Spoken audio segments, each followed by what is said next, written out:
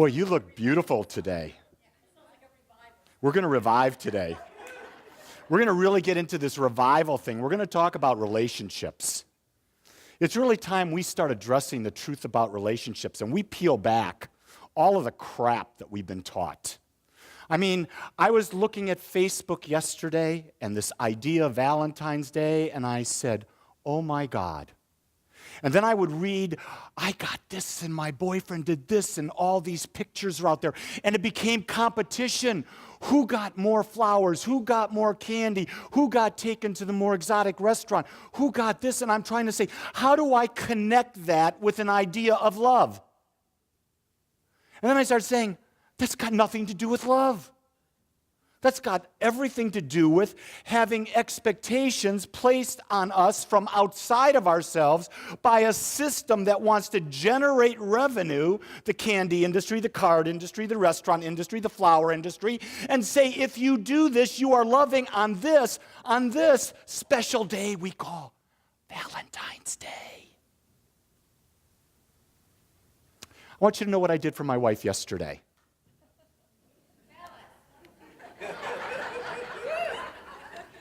The same thing I do every day. See, and you want to know, don't you, dear? You'll have to talk to her. My lips are sealed. Here's the thing.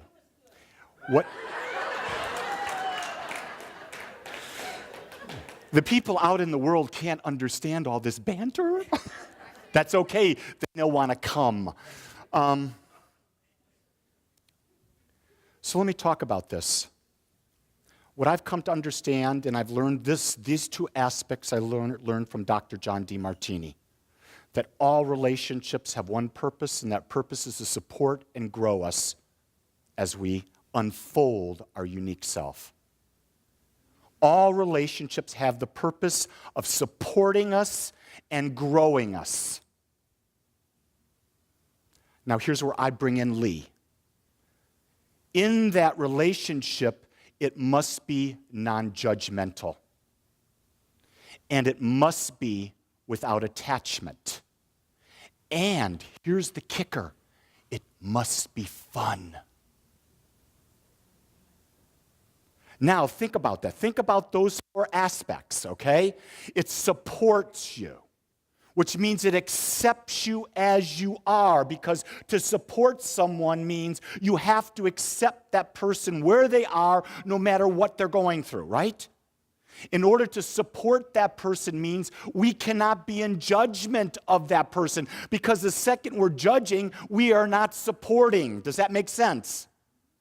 Okay, you can't take away attachment, and you can't take away non-judgment if you're going to support. Well, if you're supporting, what's the natural outcome? We're going to grow. And isn't what we're doing every moment of every day about finding a greater sense of connection within? I went and had a process done on Friday. It was called the Life Timeline Experience. And it was a 2.5-hour process trying to uncover some hidden beliefs that I felt were holding me back and causing me to manifest things I didn't want in my life at this time. And I thought I'd addressed everything. You know, we all do. How many people here think they've done all the forgiveness work they need to do? How many people think they've forgiven their mother, their father, their brother, their sister, their boyfriends, their ex-husbands, their ex-wives? We think we've done it. I think I have done it. Okay? I've even gone back into past lives and done forgiveness work. I have done it. Wrong. Because the universe, when you think you've done it, the universe will kick you in the ass. There's no doubt about it. But it's going to let you know, wait a second, if you are that holy, if you are that connected, how come your life isn't vibrating at a higher level? You see, that's the thing. This is what I've come to understand. Our lives vibrate at the level of our connection, of our knowing connection with infinite mind, with infinite source, or call it God. Whatever we're experiencing is that vibration, and it can't go more until we let go of what's holding us back, and then we can rise up when we choose to rise up. But remember, we can't rise up this far because it's beyond our mental ability in human form, but we can go from here to here. So when I went through this process, here are the three things that surfaced. And I'll give you the nuts and bolts. One was I did not feel powerful enough. Number two was I didn't feel connected enough. And number three was worthy enough. And I said, holy crap, what's that about? And so she went on and she's doing AK, applied kinesiology, using my muscles to test everything that she's finding. Because your body, when you test your muscles never lie to you. Here's what uncovered. If you were here 9 months ago, you realized that Agape's now doubled in size. Okay? The physical number of people in this room are double what it was 9 months ago. If you knew the numbers, you would realize that our online presence has gone up 5 times. So we've had significant growth. I'm sitting here saying, okay, I want to now triple people in the room and 10 times the people that we're reaching in the world. That's a big jump, isn't it? What's my mind say? This is where you're at. You want to go up here. So what was coming up? Was I powerful enough? Was I connected enough? And was I worthy enough? The fascinating thing, when that was revealed to me and I could deal with it, the physical pain I was experiencing because of that was cut more than in half immediately. Isn't it fascinating that when we really understand the teaching that we talk about here, that the mind controls the physical. The mind demonstrates our relationships. The mind is what does it. It is not what we're getting from the outside. It is not the candy. It is not the dinners. It is not the flowers. It is not the words we say. It is our individual connection to that infinite power that is within us and the embodiment that it is worthy of more than we're currently experiencing, and then stepping into that with power, knowing that we are going to receive it.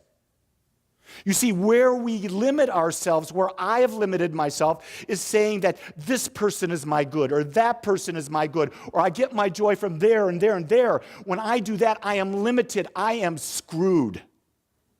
Can I be more clear about that? The second you put your power in what someone else is doing for you, you are screwed, because you are now going to be an eternal victim to your perception about what that individual, what that circumstance, what that group of people expect.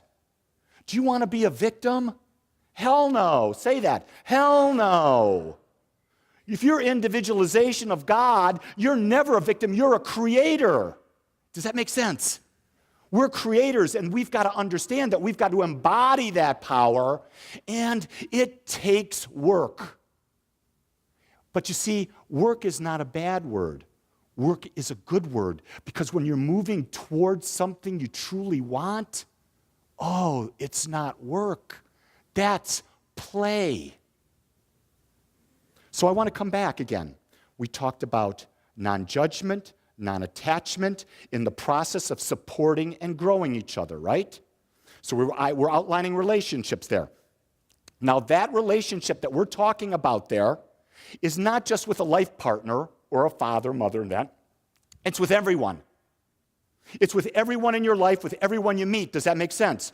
So as you're treating anyone, you're there to support and grow them. You're there to be non-judgmental of them. You're there to be non-attached to what they do.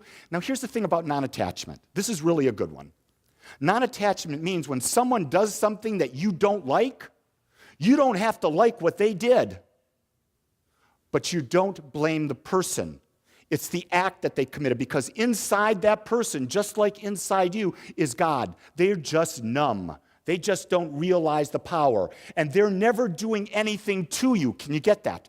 People never do anything to you. If someone comes up and if I give my wife candy, I'm not doing that for my wife. I'm doing because giving is a language that I like to do. You see, I'm only doing it for myself. But we've adopted this that, no, I'm doing it for the other. It's really not that. Because here's what happens. How many people like to receive gifts? About half. How many people like to give gifts? A little more. But not everybody. Not everybody raised their hand. So if I'm the person who likes to give gifts and I give it to Jean, and Jean is not a person who likes gifts, it's a meaningless act to her. It only means to me. The key thing about giving a gift is if you expect it in return and that person that's not their language, you're going to get hurt every single time. And you're going to blame them. And here's what you're going to say. You don't love me. Don't laugh. It happens every day. It's happened to everyone in this room many, many, many times. When we don't get what we want, we look at the person and we'll say, you don't love me. And if we're not saying it, damn it, we're thinking it. And if we're not thinking it, I want you to know, body language says more than words. So you may not be talking, your language says everything, and they're picking up that vibration, they're picking up that energy, and they're feeling that. So we've gotten into this idea. Remember, I haven't talked about fun. If you're growing where you want to grow, is that not fun? And if you're helping someone grow where they're wanting to grow, is that not fun? You're actually playing. Isn't that the coolest thing? So I want to tie these 5 things: fun, non-attachment, non-judgment, support, growth. I want to attach them together. Here's the key. We must always be authentic. We must always be ourselves and not change ourselves for someone else. The second we change ourselves for someone else and not be ourselves, what are we saying? I'm not worthy. So go back to what I found out. I wasn't feeling powerful enough. I wasn't feeling connected enough. I wasn't feeling worthy enough. I wasn't feeling I was good enough to have a larger ministry. I didn't feel worthy enough. And what did the universe say? Well, we're going to tell you that's not true. And so it sends shooting pains in my ass. You think I'm joking, but that's exactly where the shooting pain is, right there. It said shooting pains there. We're going to get your attention. And so I went going about all my practices, all about my modalities, all about my prayer work the way I always did, and none of it worked for 3 months. And then I opened my eyes and I heard about this person, and I was guided to everything fell into place. It was easy. It was easy. Fell into place, and then this came out. I got the answer. You see, we in religious science, and that's who we are religious science. We take spiritual principles, scientific principles, philosophical principles, psychological principles, and we test them. Because if they don't work, why bother with them, right? Well, I'm starting to say, well, I'm doing all this stuff. Why isn't it there? You see, this is what Ernest Holmes said, who wrote The Science of Mind. He said, there is a natural evolution in the demonstration of a prayer.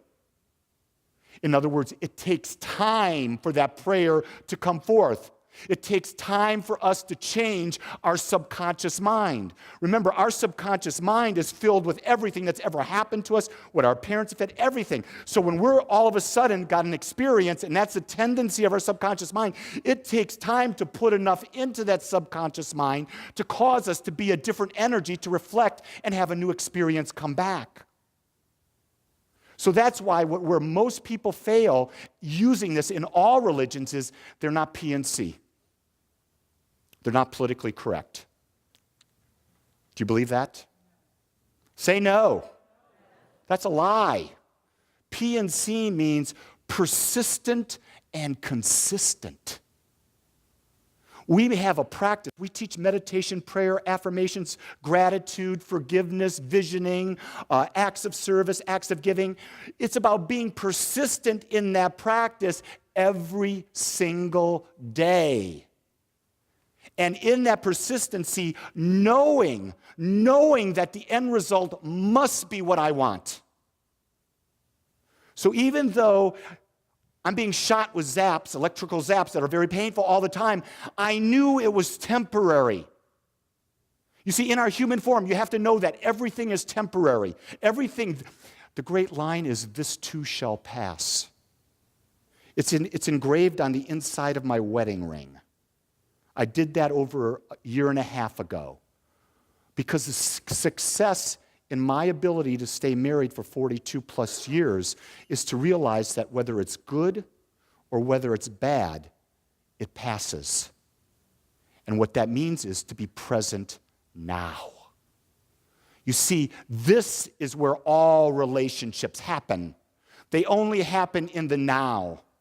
And whenever we go back to the past, or we go out and project into the future, we're screwing the relationship. Because the only place the relationship can happen is right in this moment. So if you're having a challenge with your children, with your parents, with your partner, with whomever, the key thing is in your mind, wipe your slate clean. Pretend it never happened and start anew. Because remember, you're not doing it for them. Who are you doing it for? You're doing it for yourself, always for yourself, because you cannot give what you don't have. Think about this. If you're authentic and all these other qualities, how can you have an effective relationship with a life partner or with kids or that? Because don't we need some boundaries? Don't we need some rules? Everyone says we sort of need something, right? Because we're human.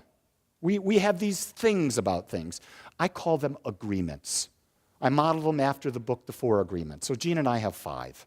I've talked about this many, many, many times. I'll just say them off the top. She comes first when she lets me know she wants to be first. Did you hear that? She comes first only when she lets me know she wants to be first. Okay? Number 2, we have physical relations with only each other. That's number 2. Number 3 is we share and have an agreed upon plan as to how we use our money. That's number 3. Number 4 is she has to ask or I have to ask what I want when I want it because we cannot read each other's minds. Cannot read minds. I've known her for 43 and a half years. I don't know what that woman's thinking. And if you think I don't know what she's thinking, imagine what's going on in this brain. She has no clue, absolutely no clue. She's had to surrender into the aspect that God, as Lee, is quite strange. And so I have a 5th agreement with Jean that we agreed upon how we will raise our children together. Okay? After that, there's nothing. What happens when you've got that? When you know that's a support, grow, non-judge, non-attach, have fun, you understand you have to be authentic, and you've got these agreements. What happens then? You're free. You are free because you know what you've agreed to, and you can be in the world authentically yourself in the most unbelievable ways. And when you're free, what do you experience? Joy. Isn't joy the natural outpicturing of freedom? And then from joy, what's the next thing? You have harmony. Isn't that what we want in our relationships, is harmony and peace? And if we have that, what is the other thing that happens? We feel safe. Here's the thing, too. We never feel that we're alone. Because in order to do everything I've said, we have to know our connection to the divine within us. You see, I've not been talking about a relationship that you're having with someone else. I'm first talking about the relationship you've got to have with yourself. So when you're thinking there, my partner needs to hear this, my partner needs to hear this, it ain't your partner that needs to hear this. It's you. You need to be there and understand that your whole purpose in life is to grow yourself. You need to be able to understand that you have to build a support network that will support you as you grow yourself. You need to find a way so that you can be less judgmental of yourself. You need to find a way so that you're not attached to what other people do for your happiness. You need to lighten up and learn to have fun. Let me share with you. Holy garbanzo beans, Thursday night, American Airlines Center, 69-year-old Bob Seger gets up on the stage. And all these old people, much older than me, mind you, much older than me, they stood up and they clapped and they danced for over 2 hours because Bob was there, not as a 69-year-old man, but the man I remembered in 1967 coming to my high school and doing a performance. And the year after, I remember seeing him at Henry Ford Community College at my first official concert. So I go back with Bob way back. His music has just been a part of me. But these people were alive. They were having fun. They put aside, I am old. And let me tell you, they looked old. You don't know how they got there. I'm going to tell you another secret. I got a lot of secrets I got from this. Women at concerts who have things bottled up should not drink. They do stupid things. Now, I want you to know, men do stupider things. I was a man. What is that? My next life, I guess I'll be a woman. In 1969 at Oakland University, Bob Seger came to play at Oakland University. I saw him in 67, 68, and 69. What happened at that university? My best friend in college, we decided that we'd put one on, so we drank about a half a gallon of bottle of Meisterbrow. And each put down a half a pint of Seagrams each. We did some of the funny stuff that you might put in brownies. We were quite in an altered state. And in that state of enlightenment, we thought it would be cool to rip down the 6-foot sign above the ladies' restroom that said ladies' restroom.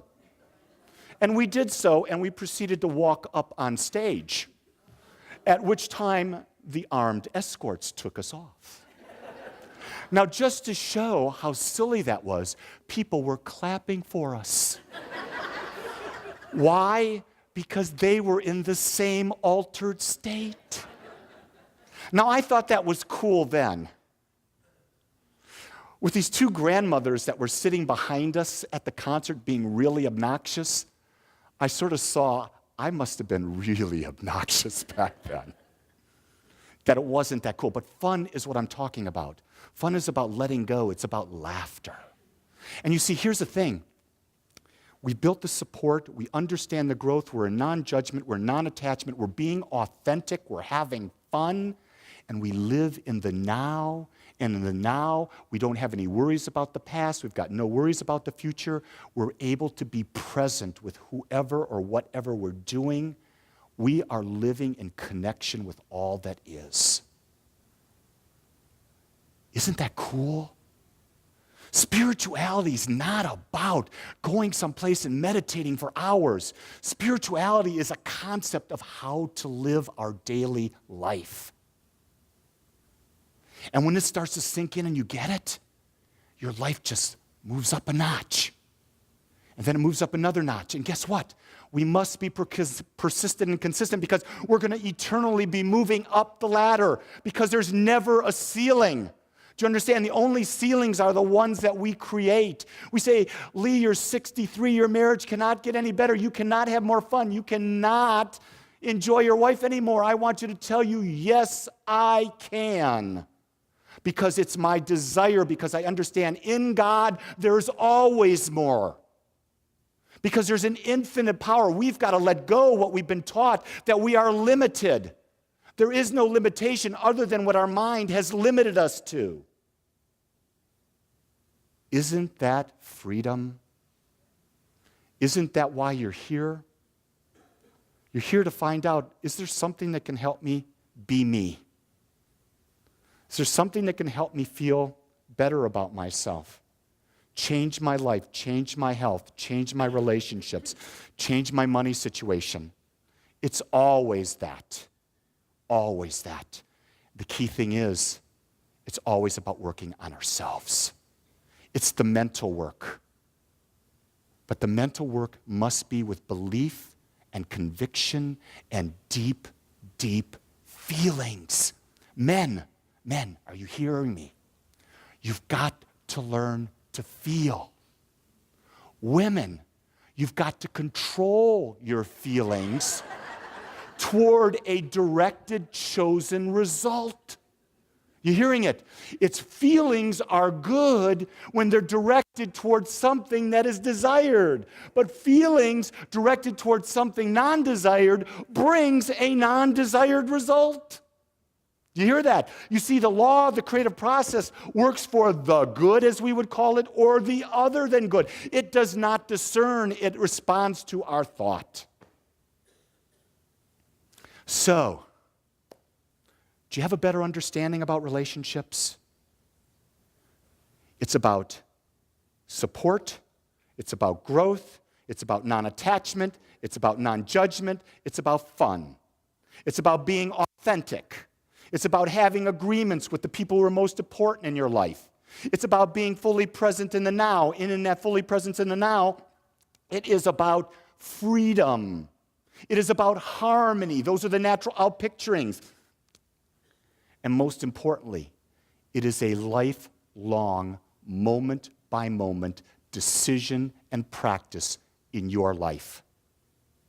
I challenge you to stop right this very moment looking outside yourself for your joy. Because your joy can only be found in your own heart. That's where your life is. Go within. Go within and know.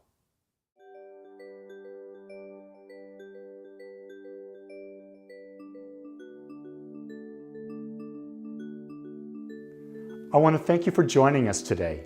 I am so grateful that you took your time to watch or listen to this message. If you found this message beneficial, I would ask you to go to our website. Once there, click on the Contribute button and experience the joy of conscious and purposeful giving. It is through your gifts that we are able to bring this message to the world. I would also ask you to please share this message with anyone you feel might benefit.